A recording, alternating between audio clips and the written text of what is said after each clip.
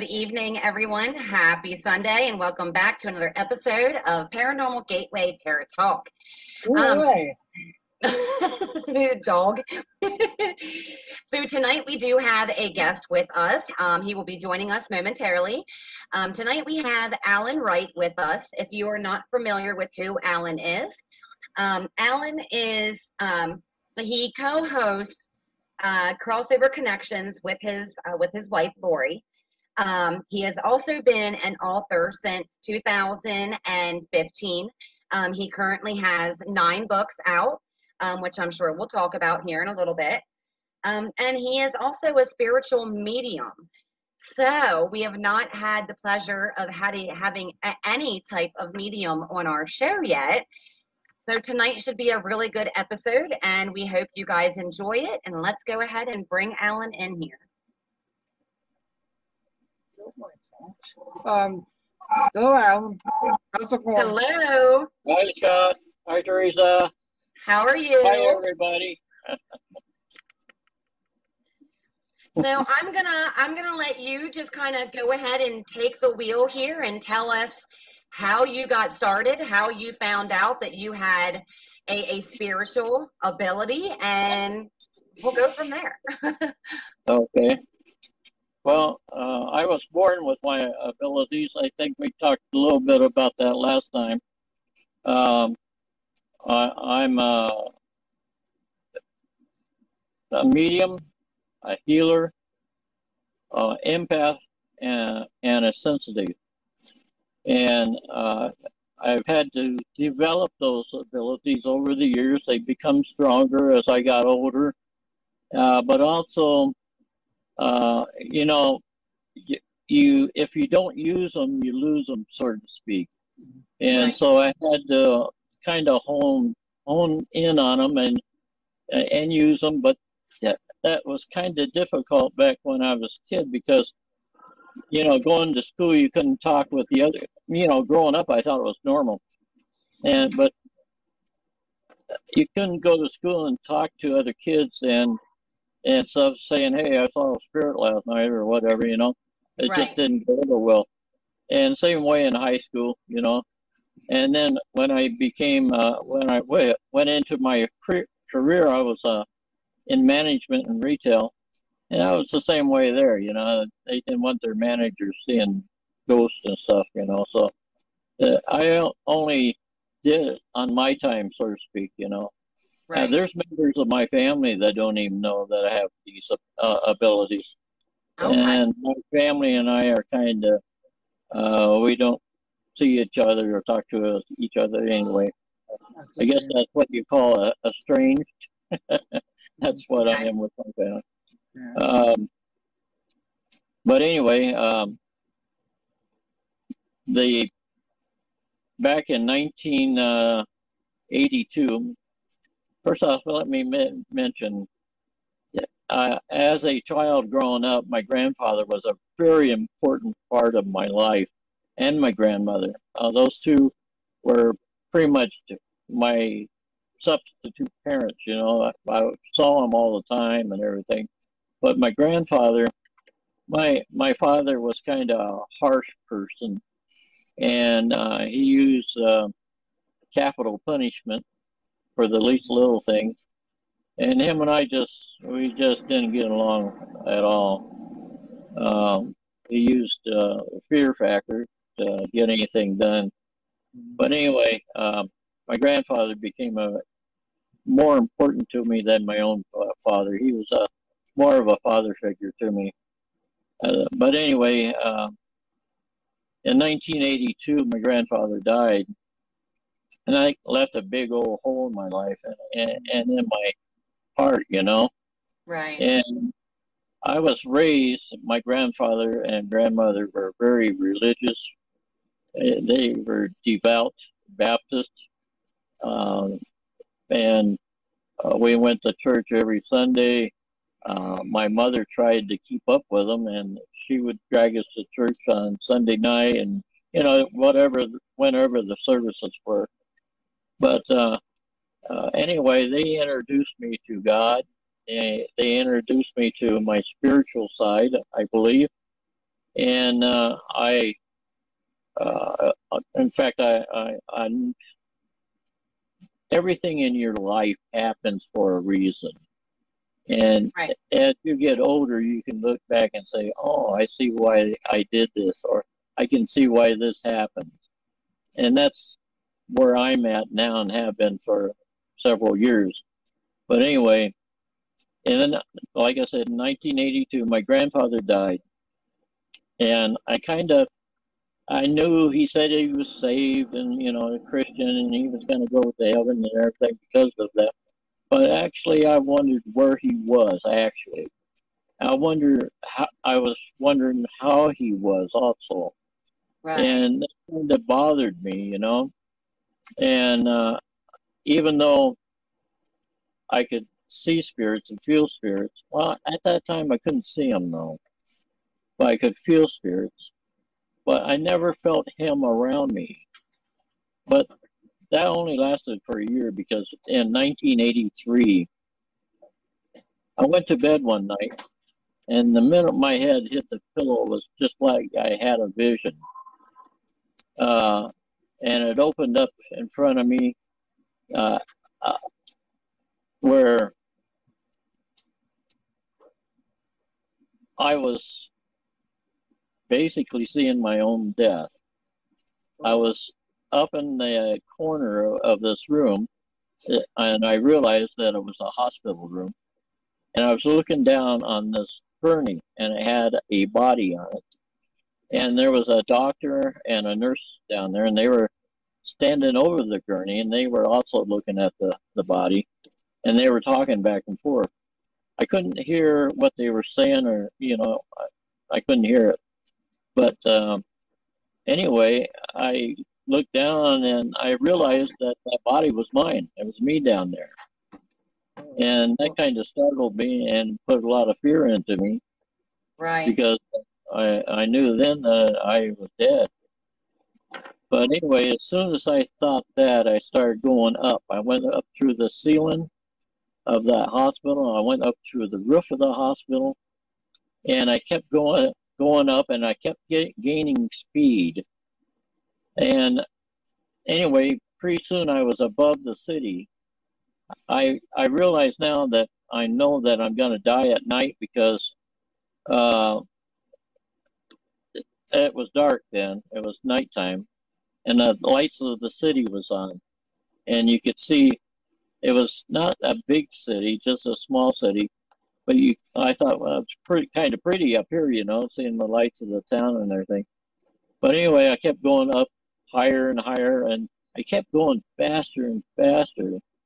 And the next thing I knew was I could see the earth below me.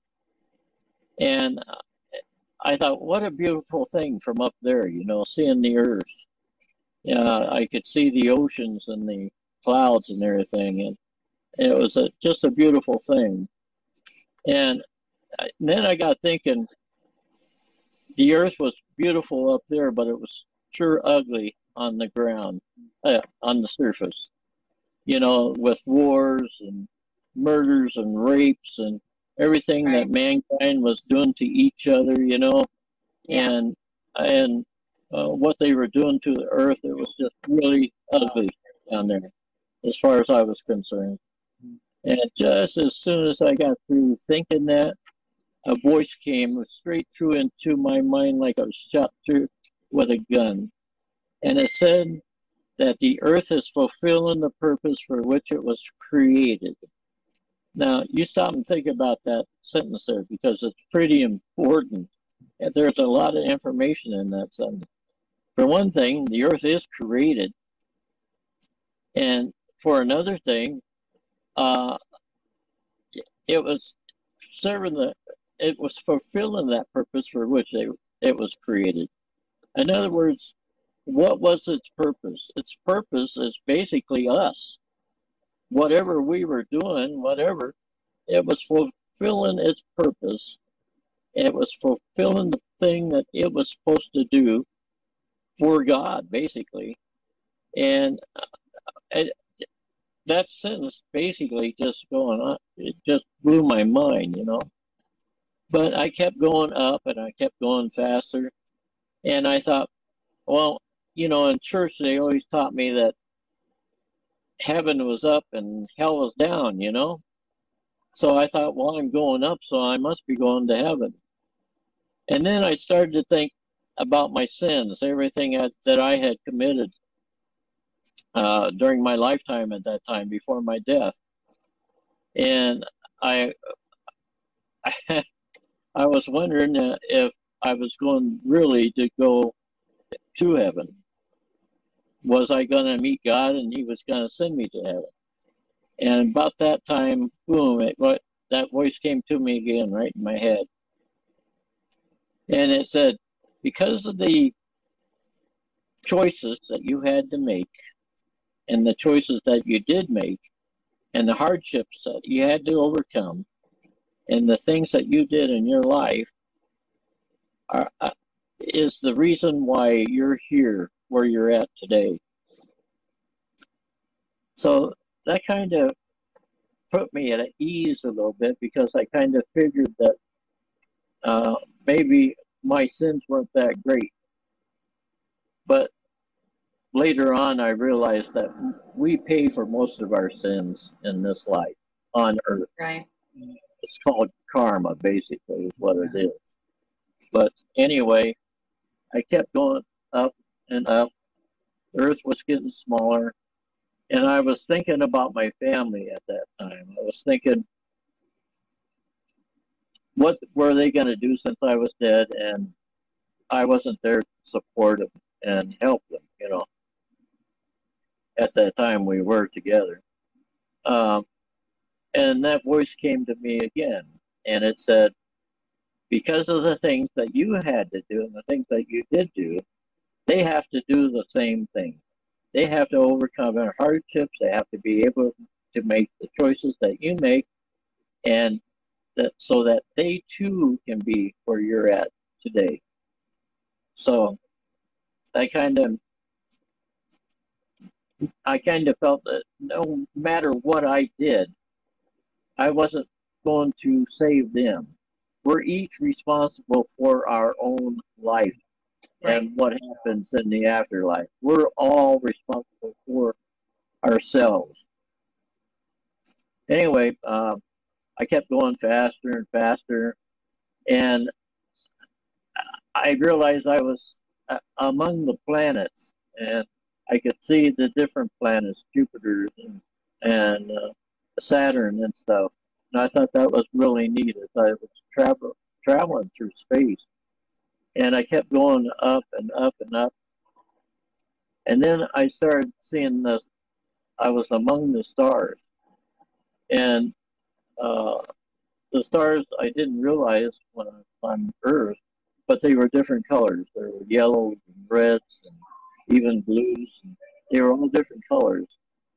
But I was going faster and faster. And all of a sudden, the stars became white streaks, and then all of a sudden it became dark. Boom, dark. I believe I was traveling faster in light, and that's the reason why it became dark, because light couldn't keep up with me. Right. And anyway, I became fearful again, because I didn't know where I was going, actually, and I didn't know what was going to happen to me, really, other than what that voice was telling me. And all of a sudden, it was almost like a near-death experience at that point, because I saw, felt like I was in some type of container, or like they say, a tunnel. And okay. All of a sudden, I saw a little white light in front of me, and that white light, I was fixated on that white light, and it kept getting bigger and bigger and bigger and bigger.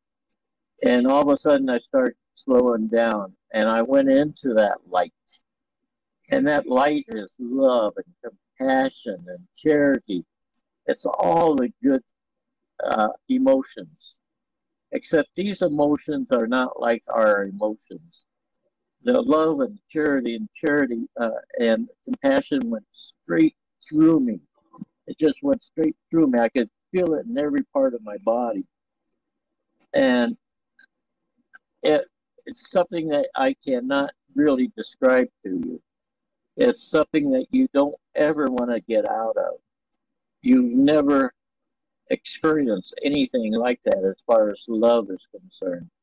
It's something that, you can tell somebody you love them, Right. but that's only words and emotion from a human being situation. But in this thing, it was love and it went straight through you. And I realized then if I had any serious sins like murder or anything like that, that love would have found it. It would have seeked it out and found it really quick. But anyway, I kept continuing and I kept slowing down, slowing down.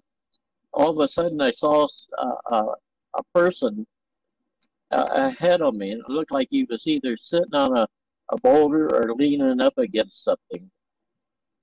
And I could tell that he was a white guy. He had a beard and long hair, and he was wearing a white robe. And I could tell he was wearing sandals. And he was presenting himself to me like Jesus, like what I was taught in Sunday school and in church. Right. But at this point, I didn't care who he was because this white light was coming from him. And all I can say is it was a very strong energy, and it was coming from this person. Now I don't know how he would present himself to say an American Indian or a Hindu or a Buddhist. Right. I don't know how he would present himself to them, but for me, he was presenting himself as Jesus. And anyway, I thought I was going to go up to him, but just before I got to him, I blacked out. At least at the time, I thought I blacked out. I think what happened was my memory was erased. I just didn't know it at the time. But anyway, I woke up, and when I woke up, I was in a large field or a meadow. It had tall grass in it. Had like it looked like not hay, but it looked like stuff with little flowers in it and stuff. But anyway, it was. I could hear the birds and the trees. There was trees on the other side of me. I could hear water behind me, sounded like a little brook or a stream. And uh, I was trying to gather myself and get myself together so I could stand up to see where I was at. And I finally was able to do that. And when I stood up, I realized I was in the middle of a circle of people. And I also realized that I knew those people. They were my relatives and my close friends who had passed before me. Okay. And they were standing around me. But the person that I was fixated on was my grandfather, who was standing directly in front of me. Oh. And he started telling me how much he loved me and, just stuff like that. And he didn't move his lips. He didn't speak. He did the same thing as that voice did. It came right straight into my mind. It was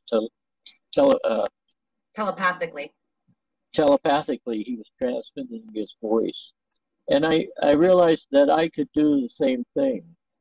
I felt like I could talk if I wanted to, but I didn't have to. But anyway, this place where he is at is just like Earth. The only thing is it's different in that everything is perfect. There's no death there. There's no diseases. And they live forever. But anyway, the last thing I remember is, excuse me, I was walking with my grandfather, along the path that was between the meadow and the forest that was there. There was a wooded area there, and there was a path there. And him and I was walking along this path, and side by side, and he was telling me things, but uh, but I don't remember what he said. When I all of a sudden I woke up again, it was morning time, and uh, I felt like I just stood before God. I felt like I was glowing, and uh, I carried that with me for about a couple of weeks. But I didn't know what to call it. It wasn't an out-of-body experience. It wasn't a near-death experience. It wasn't well, it could have been a vision, but a vision's different from what I had experienced. So the only thing I could think of, I think it was in the late 80s or uh, early 90s, they started talking about astral projections. And that's the only thing I think it could be, because my body did not leave the bed where I was sleeping, just my spirit. And I think I was projected through this. And another thing is, they have no time there. They have no concept of time. They don't need it. They don't really have any concept of it. So when I first woke up in bed that morning, which was, they brought me back at the same time I was supposed to get up, I felt like I was only gone, 7 or 8 hours. But in reality, I could have been gone longer than that. I could have been gone a year or 5 years or even 20 years. Right. Because as I got older, I had bits and pieces of knowledge and things that I had learned. I realized came from that trip, from that astral projection. I couldn't figure out why I did not receive it all at one time.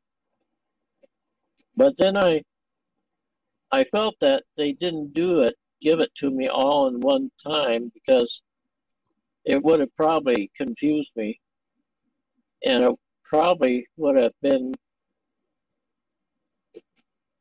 not for my benefit, not for their benefit either, because the stuff that,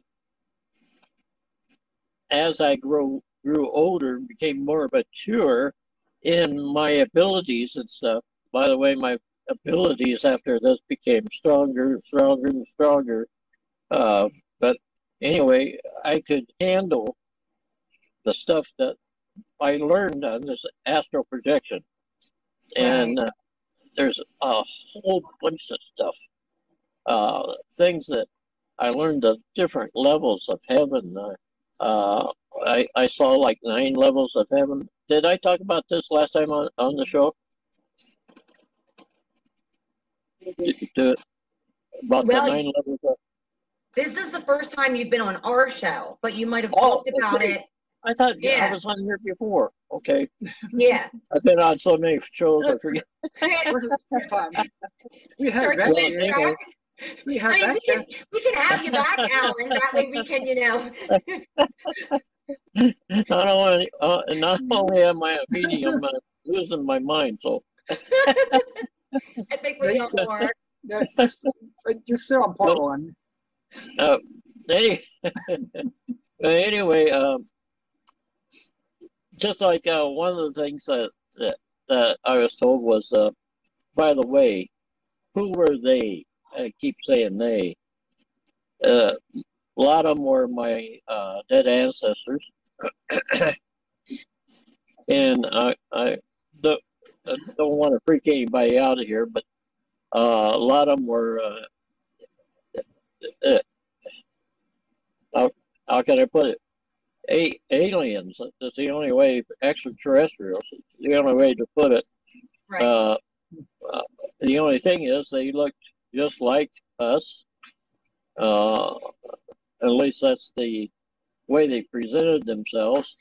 Right. And so, but anyway, they were basically teaching me the things of the universe, the way things were after you die here on Earth.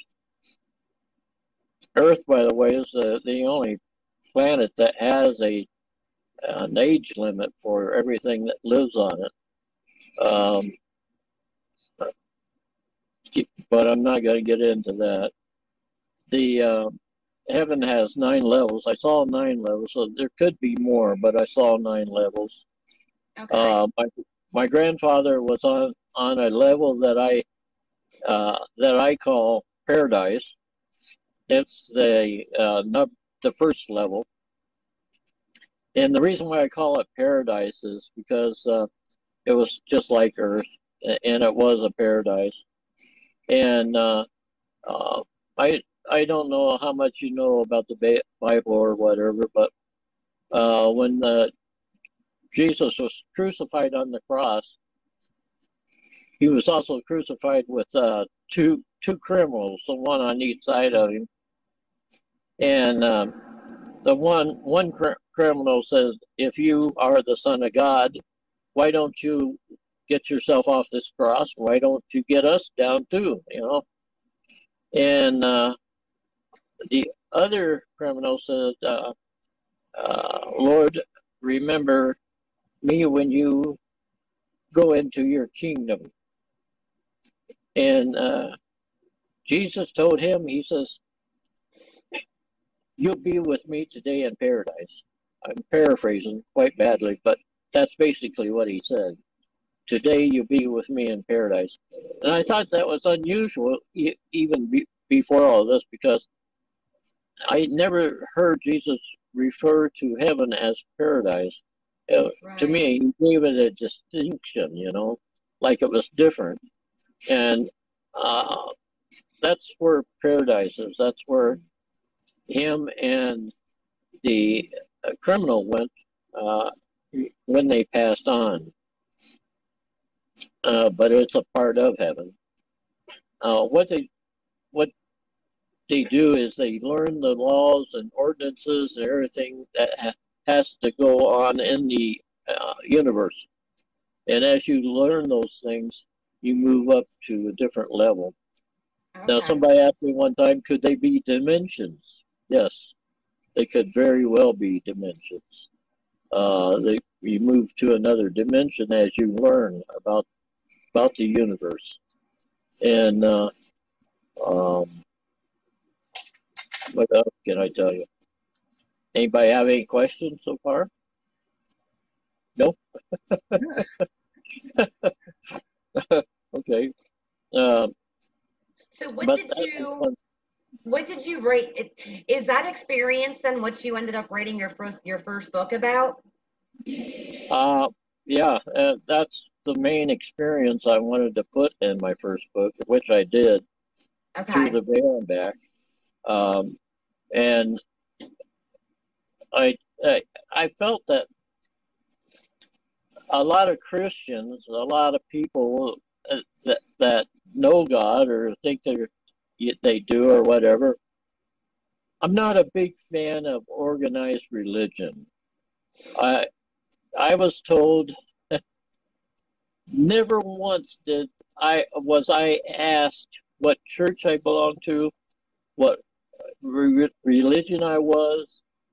The Right. big thing with them was love. Do you love your wife? Do you love your family? Do you love your next door neighbor? Do you love the world? Do you love the people of the world? That was their big thing, was love. And they never once asked me anything about religion. Now, they felt organized religion was all right as long as it taught the people of the earth the right things. And the right things would be like in the book of John in the Bible, or James, I'm sorry, in the book of the Bible. It says, James said that religion in its purest form is feeding the hungry, clothing the poor, taking care of the widows and the fatherless. And that's religion in its purest form. If you belong to a church that's got 50,000 members and the preacher drives around in a brand new car every year and he lives in a mansion on the side of the hill, I really don't think he's doing his religion in the purest form. And Right. you know, that's just me. That's just the way I feel. But now, if you want to go the other way with Mother Teresa, now she was doing that, and so the way I see it is, she will be so much farther ahead than some of these so-called men of God in these organized religions. But anyway, I hope I answered your question, or did I? Yeah. I mean, I asked about your first book, so yeah. So that's just book number one. You have now written several books. So Yes. what are some of your other books? What's the subject of them? What are the nature of them? Well, my number 2 book was At the Edge of Eternity, and I went mainly to my healing as to the people I healed and some of the things that I did with my healing. And I wanted to give people let them know that we live at the edge of eternity every day. Something could happen to you on your way home from work, and that's it. You're taking the same trip I took back in 1983. Hopefully. If you're going someplace else, you might want to reconsider things really in a big hurry.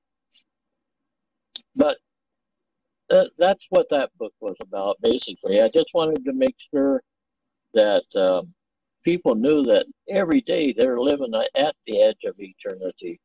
And it's something that we should probably devote more of our time in and taking care of. Right. In the choices that we make, in the things that we do. Everyday life, you make choices, and are those choices right? I'm not sitting here Bible thumping anybody because I don't go. I've been to church in years, but I know you don't really have to go to church to go to heaven or to go to paradise. I actually feel too that the more you know about the universe and stuff, the better the choices you made down here. Like Mother Teresa, she's probably pretty high up on the little levels of heaven. You know, she would be high on the list, and so that's my main purpose. Just live your life the best way you can. Make the best choices that you can. That's all I'm saying. Um, um, if you do that, then you don't have to worry about anything. Right. Yeah, just be a decent human being. Okay. Just exactly. We all have to go through things. We all have to go through all. You have to see family members die. You have to go through all kinds of things here on this earth, and it's what you do that puts you in a different level in the universe. Right. If it's a different dimension, then exactly. I think if most people sat down and thought about it, they go, whoa, man, I'm giving $100 a week to my church for, what? My preacher's driving a new car it just doesn't seem reasonable to me. It's just not reasonable, especially if they're not doing anything for the poor. If they're collecting millions of dollars each year, where's that money going? Why aren't they helping the poor? Why aren't they feeding them? Why aren't they doing things? Anyway, there's so many charities out there you can donate to. So, yeah, really. But anyway, you want to cross over and go to, or you want to continue on my books? Well, I wanna bring up something really quick. Okay. We actually have some comments coming in. Okay. So I just wanted to read some of them to you. So one of our viewers right now, Pedro, is stating, he says, I have these friends that can teleport and appear anywhere. I also have other friends that can do the same, but are human and need to be sleeping first while doing it. Okay. So is the sleeping first? Is that something that, do you need to be sleeping in order to astral project, or can you be awake consciously and do that? Well, I know I was sleeping. Most times I had my astral projections, but it could be maybe teleport also. I haven't really studied much about that, but I know I went to bed and then boom, I was someplace else. Going, yeah. Good, yeah. So. And then the other comment is, the others are not exactly human. And I find that interesting because you were just making reference to that earlier. So, Pedro, you might have to kind of fill us in a little bit more. Are you speaking like alien? Because Alan was actually making reference to that earlier. yeah. So yeah, we'll wait and see what he has to say. But let me tell you, just like we have an afterlife, we have a before life also. We have a pre-existence, and in this pre-existence, we are prepared to come to Earth. And, okay. Have you ever heard of someone being an old soul or an old spirit? Yeah. I'm an old soul. My wife is an old soul. They get that honor, and people recognize them here on Earth because we are different. And the reason why we are different is a lot of times we're more mature. We do things differently, and they just consider us old souls. But what an old soul is in the pre-existence, old souls help prepare their families to come to Earth. They prepare them where they can come to Earth, and after they've prepared their family for generations, I don't know how many generations, then it's their turn to come to Earth. When it's their turn to come to Earth, they are very much appreciative of what they have. They prepared everybody before them. Now they get to come to Earth. No soul is usually like an empath. They love animals. A lot of times they have a lot of animals. They do groups that like animal shelters and stuff like that. They care for the world. They don't like people that's trying to destroy the forest. They don't like people that's trying to do things that's going to hurt the earth. and hurt mankind by doing it. That's an old soul because they were in a place where they had to teach and prepare us to come to this earth, and they know what's being done on this earth is affecting generations to come, basically. And so all souls like that. That's what they do. But anyway, then like I said, then you live your life and then you die and you go to this place that I call paradise.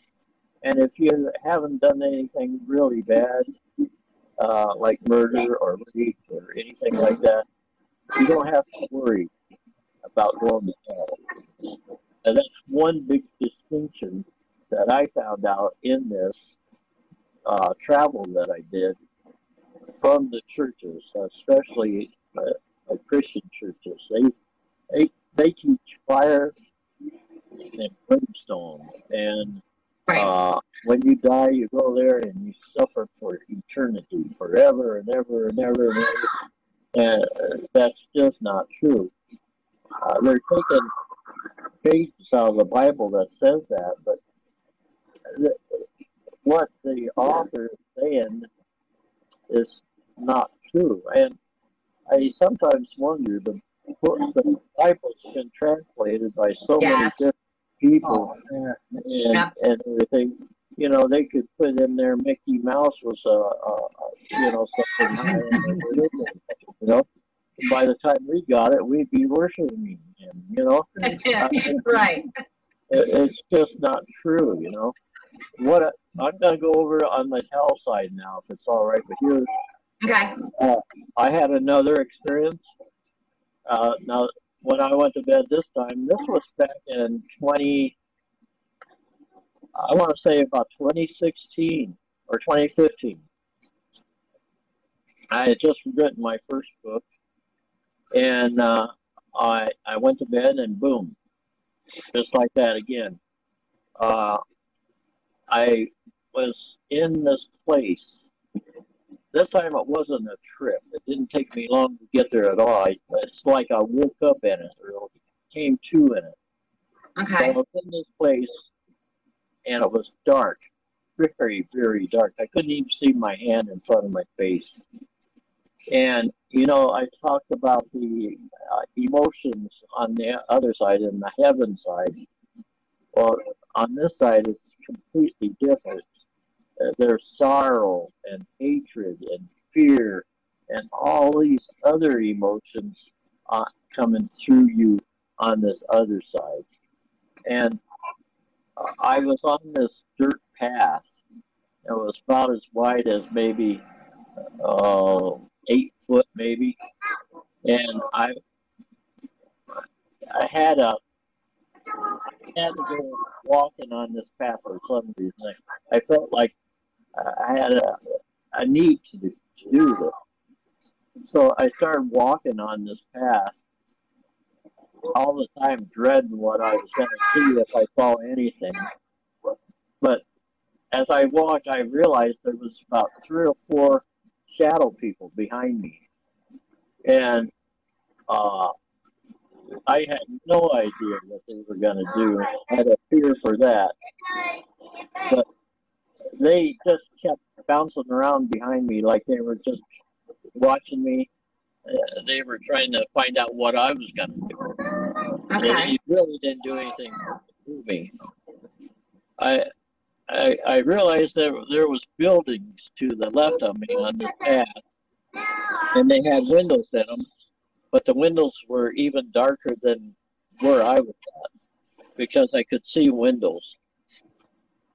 And there was no vegetation whatsoever on this place. It was all rocks and boulders and stuff like that. And then on the other side, on the right, I saw more of these buildings with nothing, no lights. There was no light place in this thing.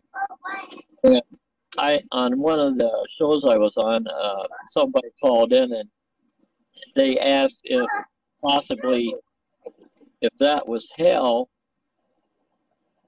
maybe those buildings were prisons. And You know, it just hit me right then. Oh, Yeah. Of course, that's what they were. They were prisons. Even even in the Bible, there was places that compared hell to a prison, and that's what it was. It was a prison. But I kept walking along, and all of a sudden, I saw this spirit. I was off to the right, around the corner of this one building, and he wanted me to come closer to him. And I walked over to the right edge of the trail I was on, or the path, and I got to the edge of it, but I didn't want to go any further because I didn't know what was there. Right. And I asked him, I said, "What do you want?" And he wanted me to come closer, and I said, "I'm not coming any closer. What do you want?" And he wanted me to get him out of that place. Oh. He knew I had abilities, and he wanted me to get him out of that place. oh, And I told him, I said, "I can't." I said, "You got yourself in here, and the only one that can get you out is you." Right. And I said, I can't do anything. And then he asked me if I could ease his pain and the anguish that he was going through. And I told him, I said, "I don't have anything down here. I can't do anything for you." And about that time is when I woke up, and it was pretty close to morning then. And I know Lori knew that there was something wrong with me, and I told her my experience.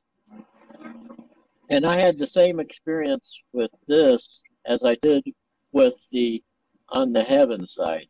I carried that experience with me for a good 2 weeks. Uh, and I also had an attack. No, that wasn't it. But anyway, I I had hatred, and I was angry, and I had all those feelings I had from down there. I carried back with me, and it was really a sad thing. But Yeah. after a couple of weeks, I was able to get rid of them. But I Yeah. was going to tell people that hell is very much different from the way they're being taught in church. And for me, if I was going to go to hell, I'd rather be thrown into a lake of fire and maybe get burned up or whatever, than Right. to go through what those individuals are going through down there. Uh, because it was all the same emotions that they were going through on earth. Oh, one thing I found out, I had dealings with that spirit when he was alive on earth. Uh, Oh. I used to, when he was married, I used to go over to his house. His wife would call me maybe a couple times a week. She had like migraine headaches, and she would call me over, and I would give her a blessing, a healing, and to get rid of her headache or lessen the pain. Right. And he just did not like me. He would answer the door, of course, and he wouldn't say hi or drop dead or nothing. He just let me in. And then when I came in the house, he just took off. I had to find her or whatever. He'd go off into the bedroom or bathroom or something, or the kitchen. But anyway, uh, that's how I met him. And down there, I found out that in the course of the conversation with him, that he had murdered somebody in this life. That's the reason why he was in there. Because I helped his wife with those migraine headaches, that he thought I could help him too. Right. But the reason why he was hiding and everything around the corner of this building was because he was fearful. He was afraid that the guy he killed was down there also and looking for him. Right. Yeah. That would be another reason to stay away from hell, especially if you killed somebody, because that person might probably gonna go to hell too. So you'd be chasing him. But anyway, That's what. That's So then, do you believe, or have you been given a sign of like redemption? So if let's say a murder, you are guilty of a murder here in this life, can they redeem themselves before they would pass to either go to heaven or to hell, or is that something that you redeem after you pass away? I mean, so if you curious, commit if you commit murder or rape or something that was uh, very bad, you'd have to pay for it after death.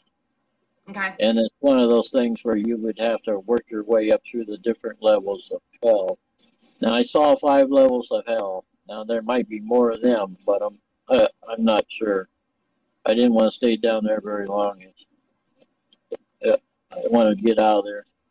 But I saw 5 levels of hell, and it's on the same principle as on the heaven side. Those individuals can learn the principles and ordinances of the universe, and they can move themselves up to different levels too, or different dimensions, and move themselves up. I think possibly they could actually move themselves over to the heaven side also and start out on the bottom, like in paradise. I don't know Okay. how far they could move up on the heaven scale, Right. because they've committed something that was so bad here on earth. But I know that they can redeem themselves a little bit anyway, where Right. their punishment is not so bad. Okay. Somebody like Hitler or Jeffrey Dahmer or somebody like that, they will probably be there for a long time. Right. Um, but yeah, I learned a lot about that side too. I really didn't care to be there a while. I don't blame you. As long as I was, I wanted to get rid of those shadow people too. But anyway, So now, do you know anything about So a lot of people believe that aliens are just they're us, but they are our ancestry. They are hundreds of years old, thousands of years old. Do you think that's why you saw like human-like forms when you were there, and then you also saw alien-like forms? I mean, could there be some truth behind that theory? well, I know we call them aliens and extraterrestrials, but like I said, they look just like us, and they far more tech, techno. They have technologies. I can't pronounce it, but their technologies are a lot further along than ours. They have the abilities more Right. than we do, and I don't know where they came from. I feel though that they came from like another planet, in the system. But uh, but they look just like us. We were Okay. placed here on this earth. Adam and Eve was the first ones, and uh, we Adam and Eve were modern man, and we were the ones that actually had extraterrestrial influences in our genes and stuff like that. Uh, if it wasn't for that, Adam and Eve would have been just like the other ones that was living around at that time. We know that there was other beings around them when they were planted in the Garden of Eden. I mean, archaeologists will tell you, there was these other beings around then that was walking on 2 feet, Right. and stuff like that. Um, so we were just built from technology, basically, from those extraterrestrials who made us in their likeness. Now, there's a Okay. little verse in the Bible in Genesis. It says, "Let us go down and make man in our own image, or in our image." So it puts God all of a sudden in the plural, you know. Now, somebody, when they did the Bible, missed that little verse. All of a sudden, everything was God, and it was single, and then all of a sudden, instead of saying, "Let I will go down and make man in my own image," it says, "Let us go down and make man in our own image." And I thought that was kind of unusual because I was always taught in church anyway that God created man, Right. and all of this. But actually, we were created from. By the way, I was also told that all of us basically had a part in the creation of this earth. All of us. Um, so when it says, "Let us go down and make man in our own image," we in spirit form probably was there at some point. I don't know what point that would be, but uh, we probably had something to do with it, and that's what it means when "let us go down and make man in our own image." We had some kind of help to do with that. But anyway, yeah, I was told when I was there that we all had a part in the creation of the world. Right. Yeah, we're just. Yeah. Can you And see the? I was gonna say, can you see the comments? yeah, I can. My screen's really small though, and I can't really see it. Something Okay. about are visible in the same frequency. I don't know. What was the first part of that? Well, there's actually been a good bit of comments since we have been talking. So one from a few minutes ago. I still think most of that heavy energy and darkness comes from what beings here have to do to survive. So I don't blame humans and earth beings as much, but the planet itself. Unlike some from the outside that blame human nature, earth beings, nature overall. It is a marvelous, complex, beautiful planet, though. That's when you were talking about Yeah. the projection. Yeah.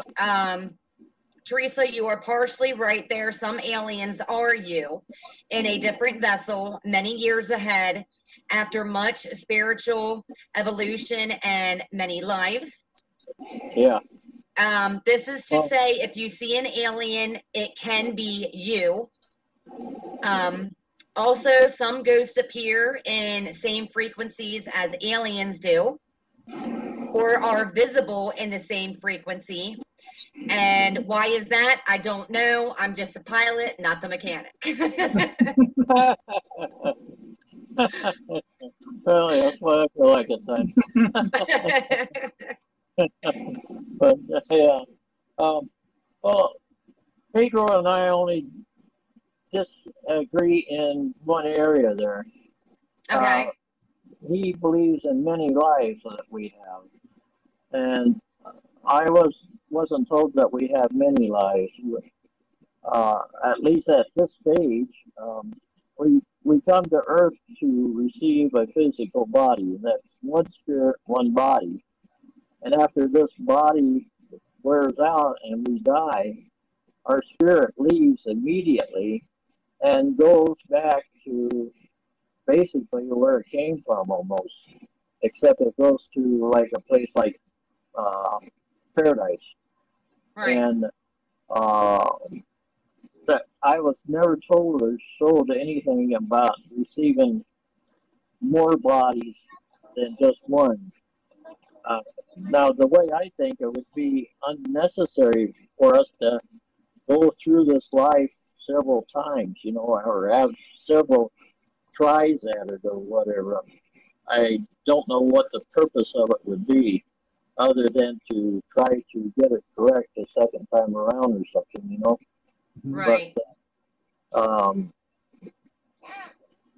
I know. I know people said, well, I seen my, you know, I know I had another life because when I went someplace, I remember being there from before or something like that.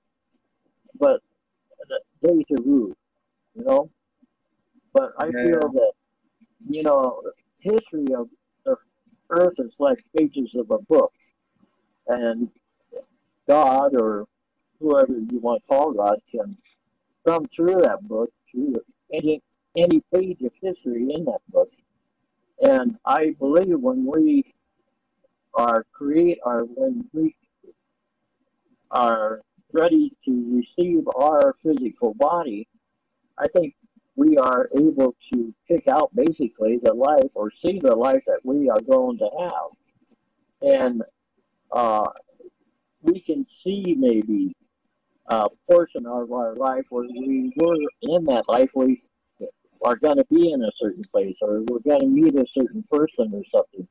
And when it happens, we can remember that from the pre-existence when we first came. And I believe now scientists are going to kick me all over the place. They don't believe in that at all. You know, but that's the only logical thing. They start saying, well, neutrons and fire and this and all this, electrons is that. It's, you know, it's a lot more simple than that. It's quite a bit simpler. Sometimes scientists try to make things more complicated than what they are. Right. By the way, I have a saying that paranormal, religion, and science are going to become one. There's a very narrow line between those, and at some point they're all going to come together and be one, because they're going to know exactly everything, how the earth was created, why there's ghosts and hauntings, and everything about what we study and everything is going to become one. And I got a feeling this is going to happen pretty soon, by the way. What did Pedro say? What could be used to explain deja vu? Exactly, that's what I was saying. A lot of people call it deja vu, but I think that's what it is.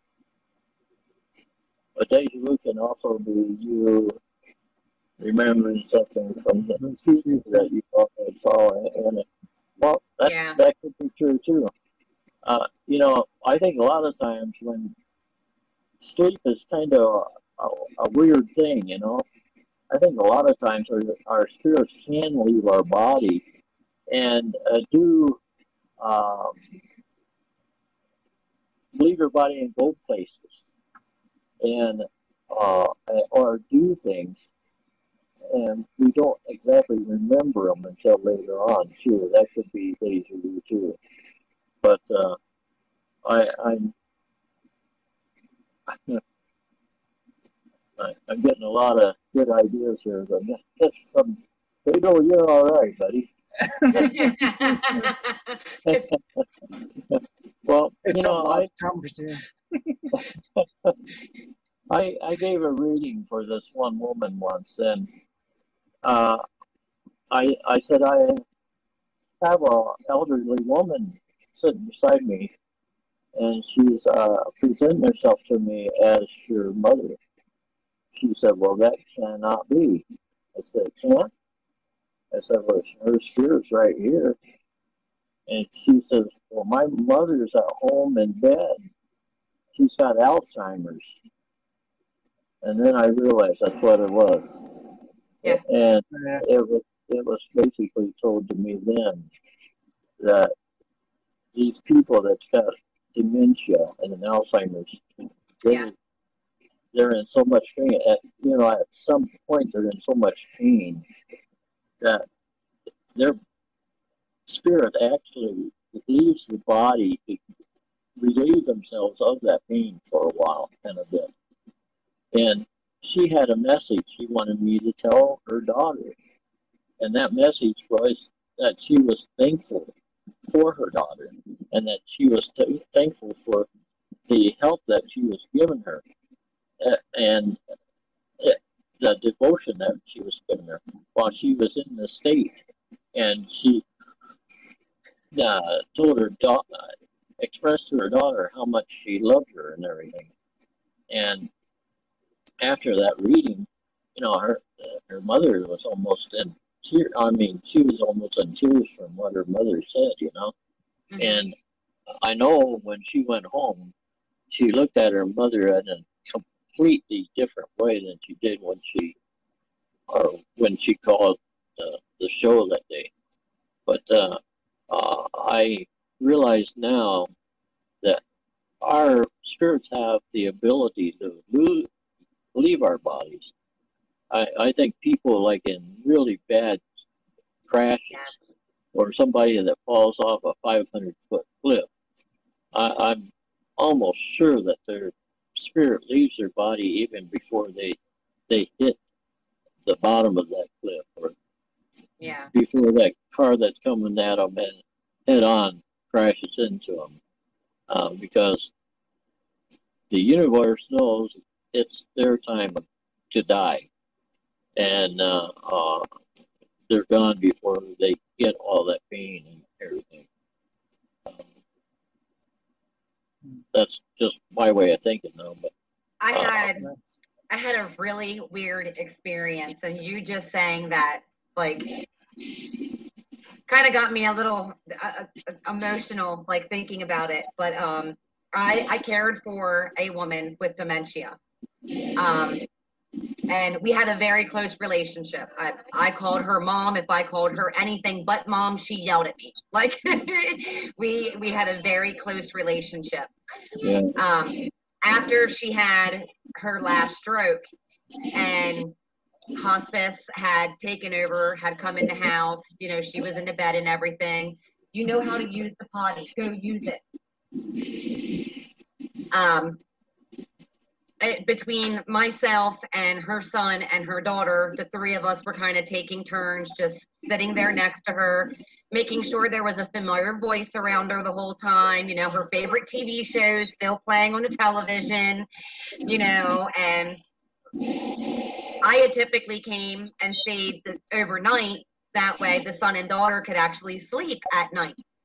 So everyone who knows me personally knows I don't really sleep anyway. So third shift was just like perfect for me.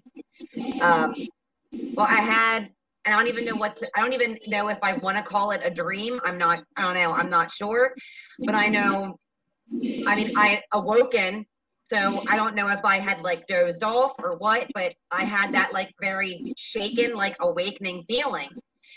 And instantly I just started crying because all I could hear was her voice, like thanking me, thank you for keeping me alive. Thank you for everything you've done. I on and on and on. Thank you. When that morning, I didn't really think anything of it. I thought, okay, it's just, I was dreaming, I'm very connected with her. So her daughter gets her up and I'm already out making breakfast. Sit her at the table and she looks over at me and she says, "Hey, skinny Minnie." And I'm like, "Yes, mom." I'm like, "Don't growl at me already this morning, girlfriend. Like, we're going to go rounds." And she's like, "Did you hear me last night?" I'm like, "What?"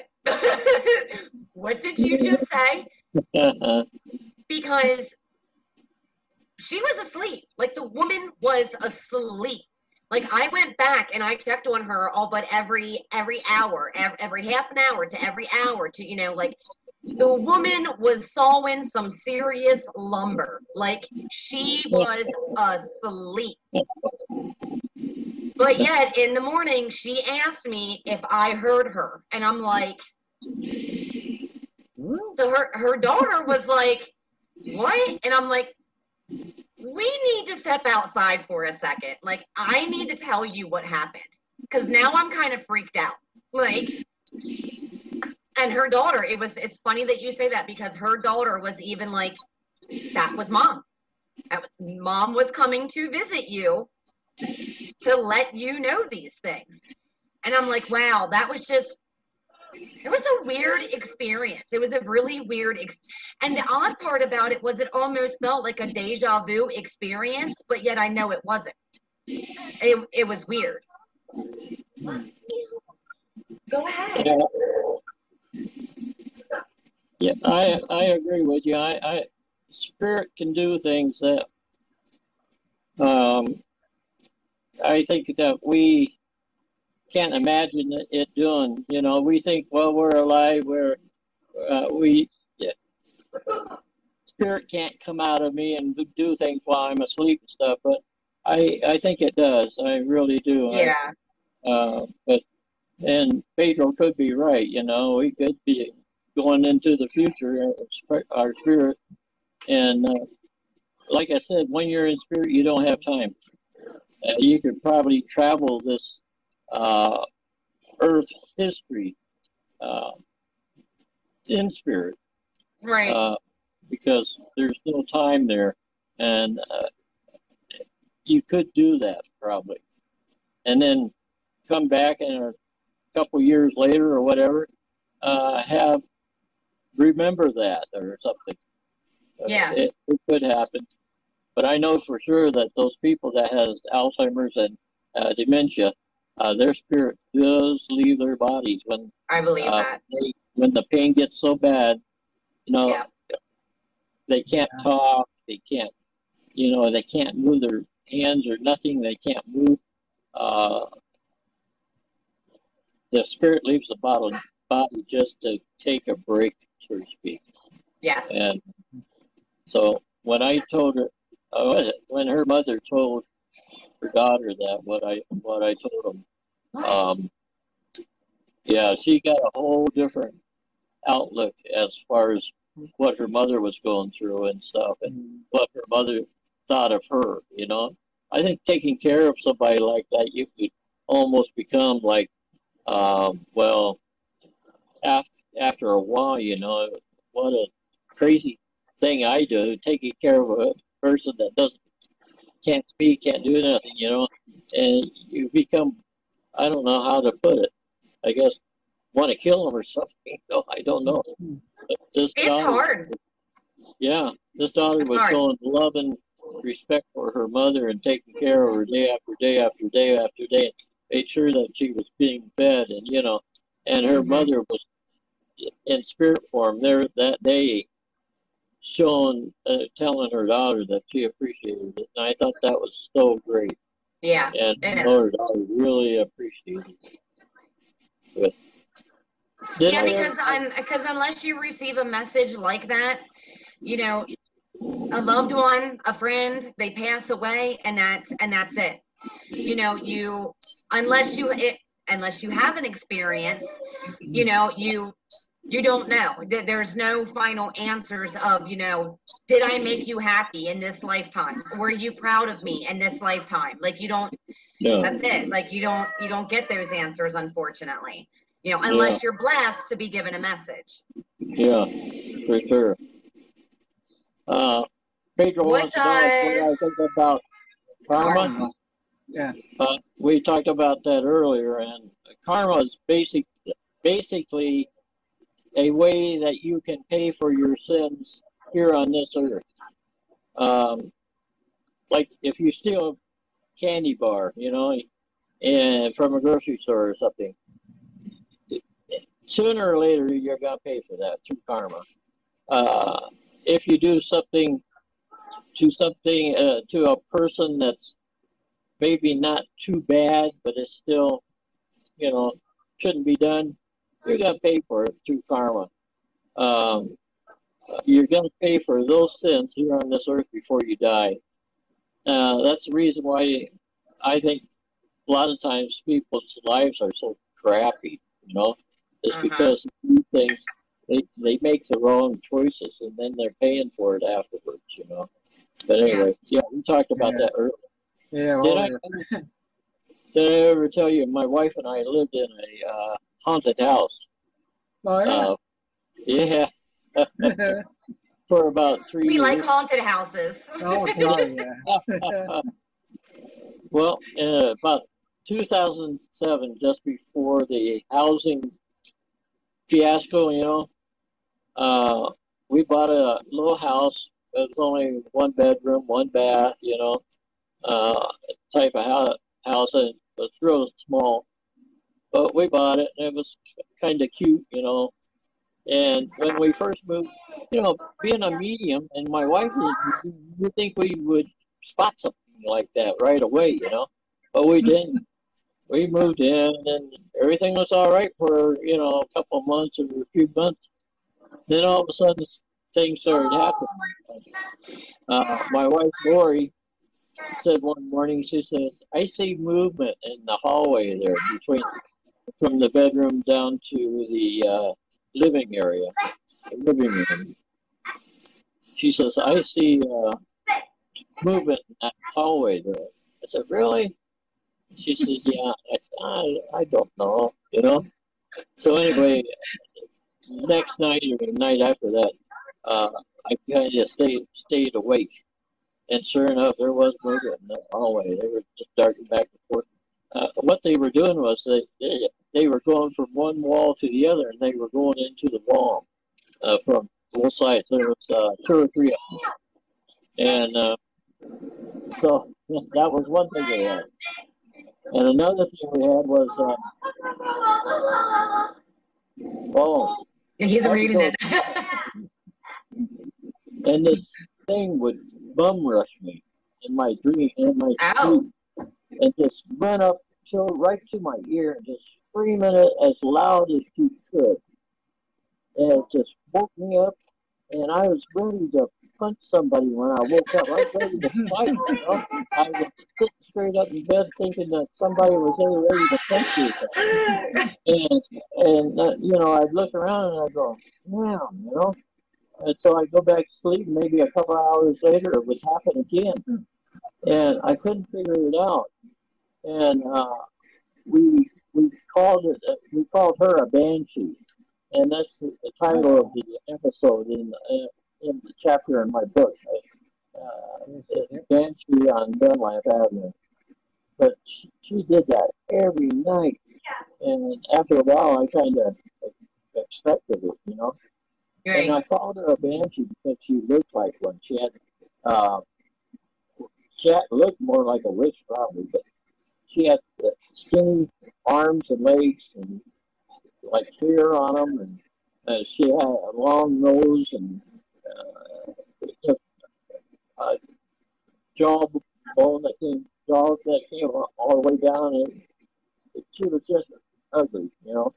Yeah. And I tell you what, the first time she did that, it just scared me to death. And so, we had that to deal with. And then I came home from work one night, or one afternoon, and there was hundreds of flies in the sills of the dining room and kitchen or living room area. And I really didn't. No, that's usually a sign of something evil and evil presence in the house, you know. And I really didn't know what to do as far as getting rid of those flies, you know. So I didn't want to use a poison spray because we had like 6 dogs at the time, you know. I didn't want them to eat them or whatever. So I used a fly swatter, and I went in there and just like crazy man with a fly swatter, just hit these flies.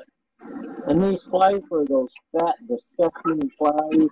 The big ones. They could barely get off the ground, and you know when they flew around real slow. They were these flies that's on dead bodies, and yeah. And when you hit them, it was like disgusting, drippy, disgusting. But anyway, I clean up the flies every afternoon. I'd sweep them into a dustpan, throw them away. Next night I'd come home and do the same thing. This went on for a while. But anyway, they quit. All of a sudden they just quit. Maybe she ran out of flies or whatever it was. I think it was a female presence in it. But anyway, the flies quit coming. But one night we were sitting there, we had a large screen TV. And all of a sudden we saw all these flies flying up in front of the screen, you know. And I told my wife, I said, damn, those flies came back. And so I grabbed my fly swatter and I was walking around seeing where these flies were at. And they were ghost flies. Oh, wow. They were flies. They were, you know, one thing I was told when I went on astral projection is everything on this earth, living thing on this earth, has a spirit. Everything. Trees, insects, even the earth itself has a spirit. Now, I was told this, and I think it's the American Indians believe that the earth has a spirit, and I was told that she does.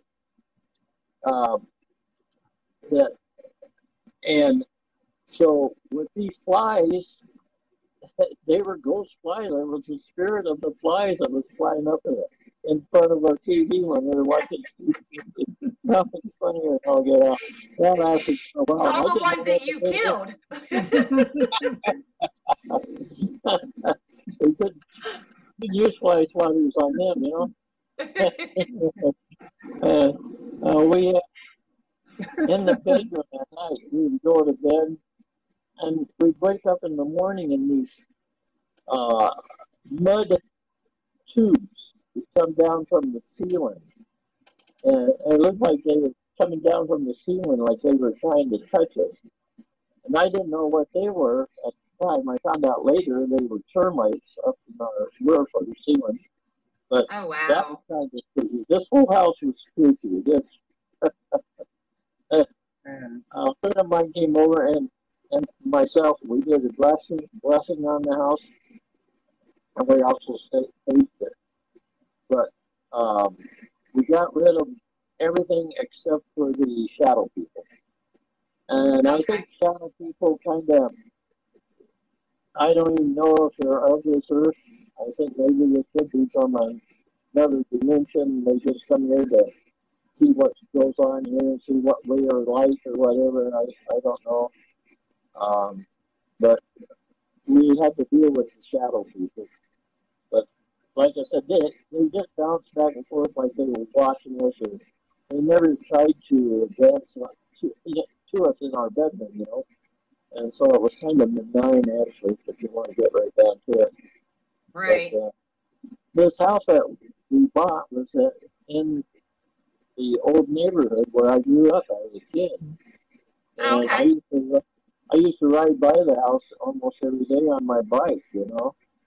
So when the place came up for sale when I got older and I had to buy it, I thought, that'd be pretty neat. Buy the house. So you pissed some old lady off when you were a kid. You probably rode your bike in her lawn, and she was like, I'm not going to forget this guy. You know, when I went by there a lot of times, there was an old lady out in the yard watering the trees and stuff. Maybe I did piss it off. I used to, as a kid too, I used to sell allocation cards. You know, that was the big thing back when I was a kid. Used to sell these box of cards that had everything in it, birthday cards, Christmas cards, and everything. And if you sold so many of them, you got a prize of some sort. And I had to sell 75 boxes of those to get a race bike, a 3-speed race bike. I thought that was so cool, you know. So I was hammering that area pretty good, you know. So maybe she got pissed off about me coming to her door and wanted to buy Christmas. She didn't want your damn chocolate. Yeah. She didn't want my damn cards. Yeah. She came back to torment me. Oh man. Yeah, really. It's, Look, we yeah, helped you. We helped you put the puzzle together. Now, exactly. There you go. All these years. What's that? All these years. yeah, Yeah. got it figured out. Yeah, we got to figure out that. Yeah. But, yeah, Well, I hate to be the bearer of bad news, but I'm gonna go ahead and we're gonna end tonight. But we'd like to have you back if you'd like to come back, and maybe we can talk more about your Yeah. books and especially the connections thing, the crossover connections. We really didn't get the chance to talk about that, so maybe we could talk about that some more as well. yeah. But I mean, we don't mind going over on our shows, but unfortunately tonight my kids are back in school already, so it's a school night, and I got to make sure my little downstairs is actually sleeping and not just playing possum. I see one running around down there. Yeah, It reminds me of that commercial where the one. that's my youngest. That's my youngest. He is my he's a terror. Have you seen that commercial where the woman's trying to do a FaceTime? I guess. Yeah. You got a cup of coffee, so you're moving the cup around so they can't see the kids. That's what it kind of reminded me of. It's, you know what, most of our followers, most of our viewers, they know, I'm a mom, Scott's a dad, I've got younger kids, I've got teenagers. Yeah, dogs, cats, and whatever else is in this house, So, unfortunately, when you come on a show with me, you just never know what to expect because you never know. Same way with me, I have spirits around me all the time, and I don't know how many radio shows has had sound problems or some kind of problems because those spirits want to be heard, and they know how to work with equipment, electrical equipment, and where they'll mess with it really quick. Like, Yeah. I don't know how many programs went off the air early. At least you didn't freeze tonight. Oh man, we had Daniel on our show the one night. And it was ridiculous. Like, I was in, I was out, I was froze, I looked robotic. It was absolutely horrible. And like, I ended up telling the guys, like, I'm telling you, the spirits in my house do not want me talking to Daniel. Like, they're like, no. I think that was, I guarantee that was the worst it has ever been for us. Yeah, it was horrible. And then, I'm yelling at him, hey, trying to do a show here, just give me a half an hour. Like, Yeah, I think I did that half-life show by myself that night. Yeah. And Bill, thank God Bill came on too, because that was a bad night. That was a bad night for Teresa. Everybody else did just fine. We had a blast. The first time I was on Crossover Connections, I got on there, she introduced me, I said, hi everybody, and all of a sudden, boom. It just went off the air, Yeah. A half hour off the air. I finally got back on to her, and she said, well, we were doing all right. We thought maybe you went out for a cup of coffee or something. Gotta go refill your drink and grab some more munchies. Yeah. Well, Alan, it was absolutely a pleasure to have you with us tonight. And like I said, we'd love to have you back. That way, we can talk more about everything else that you got going on. So we'll go ahead and we'll let Alan go, and then if there's any viewers still with us, just kind of stick around for maybe like a minute or two, because we would kind of like to talk about upcoming shows and stuff, and we'll take care of that before we completely sign off for tonight. But it was a pleasure, Alan. Thank you so much for coming on. Be on. See you later. Bye-bye, everybody. Bye. Appreciate it. Yeah, I'll be reaching out to him soon. Just send him another message. Be like, when you coming back on, Alan? Like, yeah, that was fun. It was fun. So we just kind of wanted to let you guys know we do have some changes coming up with our schedule. We decided to do a transitional thing with our schedule. So kind of like summer schedule and then like a fall and winter schedule. We are in the midst and getting ready to transition back over into our fall and winter. So that means our shows will be going back to Friday evenings, unless, now we know this is a huge community. We like having on as many kinds of different guests as we possibly can, because we are very open-minded people. And just because we believe in the paranormal doesn't mean everybody else does. And we don't object to talking to those people as well. We like a good conversation. So, you know, schedules conflict, and we totally understand that. So what Scott and I are thinking about doing is, for the most part, going back to Friday nights for our show, but there will become some occasions where we're going to end up still doing it on a Sunday night. If you pay attention to our Facebook page, Scott is absolutely amazing at keeping this page updated and all of the posts added in a very timely manner. So, you know, keep an eye on the page. If it would happen to be a Sunday night, you know, you're going to see it with Scott's posts. If it's a Friday night, you're going to see it with Scott's posts. We always list the very specific day, the time, you know, the day of the week. That way, all of our viewers, our fans, our followers, you know when you can catch us, you know when you can see us live. And don't forget, you can always go back and you can replay our videos as well. Our YouTube channel is up. You can always go check out our YouTube channel as well to see, you know, past videos that we've done with previous guests and everything. And, you know, we are opening kind of back up our scheduling to bring in more guests. Now, right now, we are scheduled out into September, but we'd rather grab somebody in and get you on a, you know, on a date, you know, a fixed date, than try to, you know, fight with getting you, you know, on within a timely manner.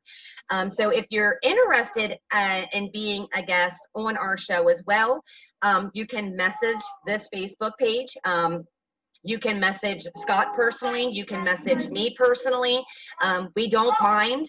The only thing that we do ask when it does come to messaging our Facebook personal pages is if you send us a message, just be very direct, you know, with the content of your message so we don't overlook your message. Unfortunately, I get a lot of nasty, unwanted messages. So if I don't recognize the name, I'm not always very quick to actually even bother to check that message. So, you know. It goes through our contact info, too. Yeah, absolutely. Yeah. You know, main messages in there. And yeah, we have email addresses that you can reach out to us, you know, via as well. You know, so we have several, I mean, even, you know, if you're on our YouTube channel and you comment on a video, we're gonna see it. There's several ways of being able to reach out to both of us, either one of us, if you'd like to be a guest, or if you have a topic that you would like to see Scott and I discuss. We also take, you know, show requests as well when it comes to topics. So we like to ask our viewers to keep that in mind as well. We're always very open-minded to any suggestions that you guys have. So keep them coming. You know, we've had suggestions in the past and we enjoy it. So keep them coming. But I think that is going to conclude this evening's show, everyone. We thank those of you who were here with us live, and If you're watching the replay, we thank you for watching the replay. Pedro, if you're still here, thank you for being so interactive in the chat. That made for a very nice and interesting show. So thank you, very much appreciated. And with that said, enjoy the rest of your evening, guys. Enjoy your week, and we shall see you soon. Bye. Peace. Peace.